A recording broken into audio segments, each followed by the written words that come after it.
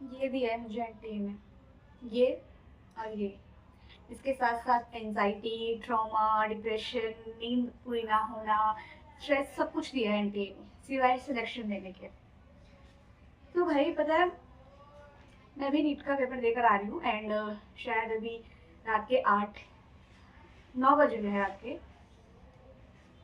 Paper देकर आ रही हूँ मैं नीट का end no words for this paper because किसी के पास नहीं है, मेरे पास तो शायद और भी नहीं है, क्योंकि मैंने तो बहुत अच्छी तरीके से ही पढ़ाई की थी एंड मुझे लगा कि अच्छा ठीक है सिलेक्शन तो हो ही जाएगा। नहीं होगा सिलेक्शन, चाहे मैं कितना भी पढ़ लूँ ना, सिलेक्शन तो होने ही नहीं वाला, क्योंकि एनटीए चाहता ही नहीं है कि कोई डॉक्टर बने। इन लोगों को अपना बुढ़ापा के लिए मर के गुजारना है, डॉक्टर चाहिए ही नहीं इनको। मतलब एक तो पहली बात, सेंटर में जाके दे दिया इतना दूर, लिटरली हरियाणा की साइड। जाते जाते ही इतना दिमाग खराब हो गया, सेंटर मिल नहीं रहा, ढूंढने पे लगी पड़ी हूँ। सेंटर मिला, सेंटर मिला, फिर लगा अच्छा ठीक है। मतलब इस बार क्या था कि इतना डर नहीं था कि अच्छा नीट का पेपर है एंड ऑल, बट ये था कि हाँ नीट का पेपर है, नीट का पेपर देना है, ऐसा वाला चीज थी। लेकिन वो वाली डर नहीं थी इस बार, जो मेरे को शायद नीट के टाइम हुआ था, जो अभी मेरे को थोड़ा बहुत नहीं हुआ। पहली बात तो उन्होंने सेंटर इतना दूर दे दिया, वहां जाते जाते ही मेरी जो ये पीठ की हड्डियां है ना, मतलब बाइक पे बैठे बैठे ऐसी जवाब देने लग गई थी कि मुझे लगा था कि मैं 3 घंटे वहां कैसे ही बैठूंगी। 3 घंटे भी नहीं, 4.5 घंटे, बिकॉज 12 बजे ही मैं अंदर चली गई थी। आई वाज लाइक कि मैं कैसे बैठूंगी भाई। फिर वो भी ठीक हुआ, गई। एक तो स्कूल मेरा कौन से कोने में था आई डोंट नो, इतना अंदर अंदर, हरियाणा के साइड तुम जानते ही हो, इतना अंदर अंदर चली गई। मतलब यहाँ से उठा के इतना दूर सेंटर देने का तो पहली बात कोई सेंस बनता नहीं है। उन्होंने दिया, हम गए, क्योंकि हमें नीट का पेपर देना था। गए, नीट का पेपर दिया। नीट का पेपर दिया नहीं, नीट ने मेरे को ही ट्रॉमा दे दिया, क्योंकि मुझे लगा कि मैंने जितना पढ़ा है उसमें से तो सब कुछ, मतलब बायो, हमें पता है कि बायो कितना भी टफ कर ले, मतलब बायो तो सही आएगी, कोई बच्चा कुछ ना कर पाए, बायो तो कर ही लेगा। बायो मैंने भी कर ली, मेरा वो 80 था बुकलेट नंबर। बायो तो ऑब्वियसली मुझे भी इजी लगी थी एंड बायो तो बहुत ही इजी थी, मतलब मेरे ख्याल से भी बायो इजी थी भाई। मैंने अपने फ्रेंड से भी पूछा तो सब बोलते बायो इजी थी, मतलब कुछ कुछ क्वेश्चन तो इतने डायरेक्ट थे कि सेल स्ट्रक्चर किसने दिया एंड वो सब, मतलब वो तो काफी इजी इजी थे।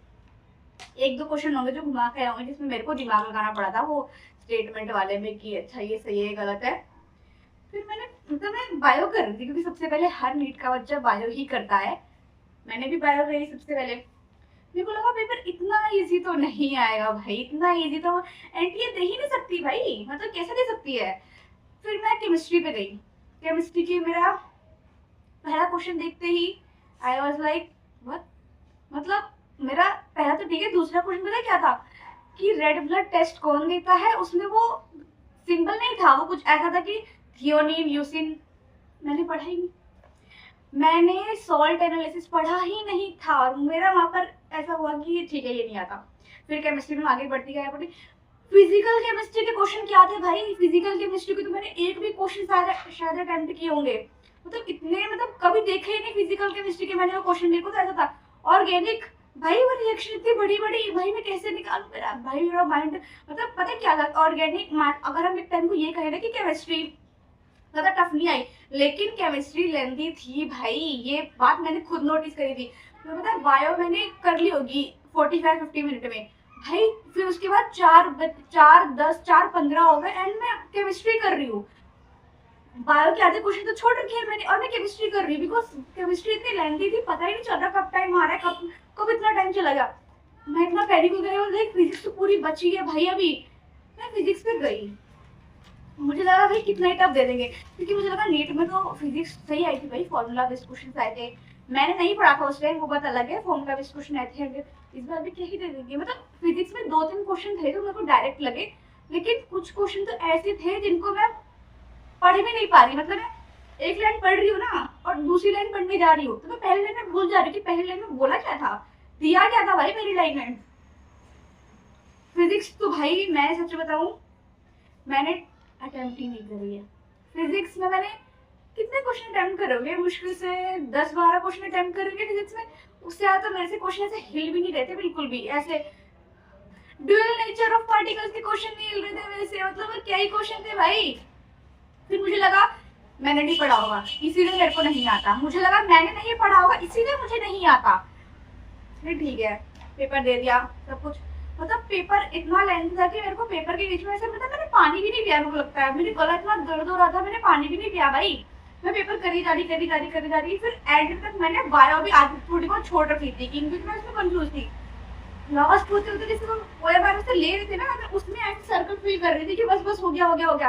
मतलब इतना लेंथी था, उसमें से भी आधा छूट के रखा है, आधा जो किया है कुछ तो तुक्के ही मारे हैं। बायो में भी कुछ मैंने एक दो तुक्के ही मारे हैं बिकॉज मुझे स्टेटमेंट बेस्ड वाले नहीं आ रहे थे उतने अच्छे से। एंड फिजिक्स तो छोड़ ही दो। फिर मुझे लगा ना कि मैंने ही नहीं पढ़ा था इसलिए मेरे को टफ लग रहा है, और जिसने पढ़ा होगा उसको तो इजी लग रहा होगा भाई। मेरे फ्रेंड्स ने पढ़ा है, उनका पेपर सही गया होगा, उनको इजी लग रहा होगा। ऐसा नहीं मैंने पढ़ा नहीं था, लेकिन वो है ना कि मतलब मेरा गैप हो गया था, तो उस गैप में जब मैं बेड पे थी तो कोई ना कोई तो पढ़ रहा था ना, वो वाला सीन था। तो मुझे लगा भाई मेरे दोस्तों का पेपर तो अच्छा क्या होगा एंड पेपर इजी आया होगा, मेरा ही बेकार गया होगा।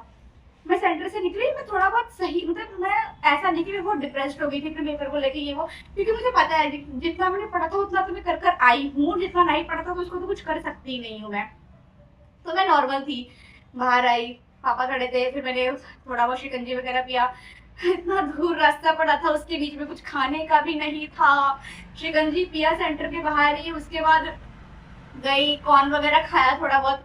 घर आते आते मेरे को 1.5 घंटा लग गया, 1.5 घंटा आते आते। मतलब वहां मैं 4 घंटे से बैठी, फिर बाइक पे 1.5 घंटा बैठा है, और लाइक मेरी कमर तो गई भाई, अब गई। मैं घर आई, मैंने सबसे पहले फोन उठाया क्योंकि मैं सेंटर से जब निकला मैंने फोन नहीं देखा पापा का कुछ भी, एंड मैं सीधा घर आ गई। मैं सब घर आई, मैंने सबसे पहले फोन देखा और मैं यूट्यूब पे गई। मैंने बोला कि भाई तो देखना है कि पेपर मतलब टीचर्स क्या कह रहे हैं पेपर के बारे में। मैं फिजिक्स में प्रतीक जैन सबको फॉलो करती थी, मैंने उनकी वीडियो देखी कि physics tough. I was like okay, physics tough थी भाई, मुझे टफ नहीं लगी, ऐसा कुछ नहीं था। फिजिक्स ऑलरेडी टफ थी एंड केमिस्ट्री भी लेंथी थी, जो मुझे लग रहा था कि भाई केमिस्ट्री मुझे लेंथी लग रही है, सबके लिए तो इजी होगी। नहीं भाई, उन्होंने ये प्रूव किया कि भाई फिजिक्स भी लेंथी थी और केमिस्ट्री भी लेंथी थी, और फिजिक्स के कुछ ऐसे क्वेश्चंस थे जिसमें इंटीग्रेशन की जरूरत है। तुम बायो वाले बच्चों को इंटीग्रेशन दे रहे हो, तुम उनसे क्या उम्मीद रख रहे हो भाई? हमने मैथ्स क्यों छोड़ी कि हमें इंटीग्रेशन ना करना पड़े, और तुम पेपर में लाके जेई मेन जेई एडवांस का क्वेश्चन दे दोगे इंटीग्रेशन का, तो हम वो कर लेंगे।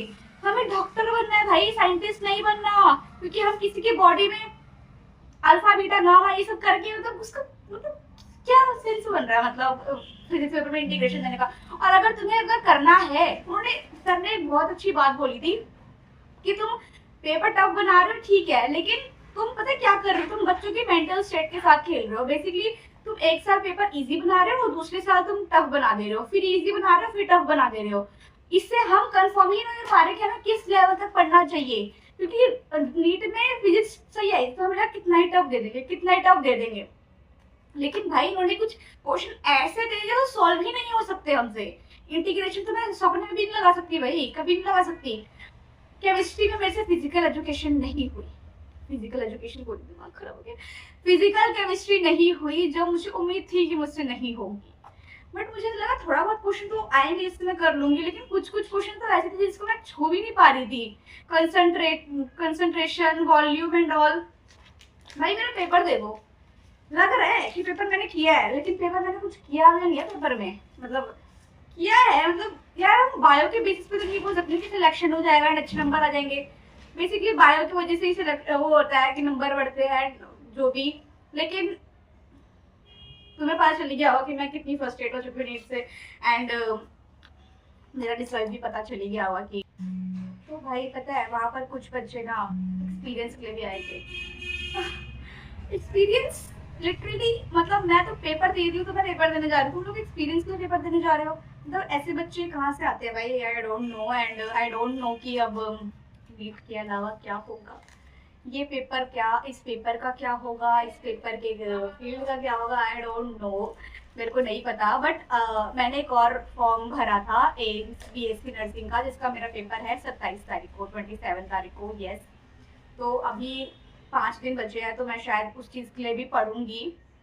तो मुझे पढ़ना पड़ेगा क्योंकि मैंने फॉर्म भरा तो मुझे पेपर भी देना है, तो वो चीज़ मैं करूँगी। एंड इसके लिए तो नो वर्ड्स, क्योंकि मुझे पता चल चुका है एनटीए चाहता ही नहीं है कि कोई डॉक्टर बने।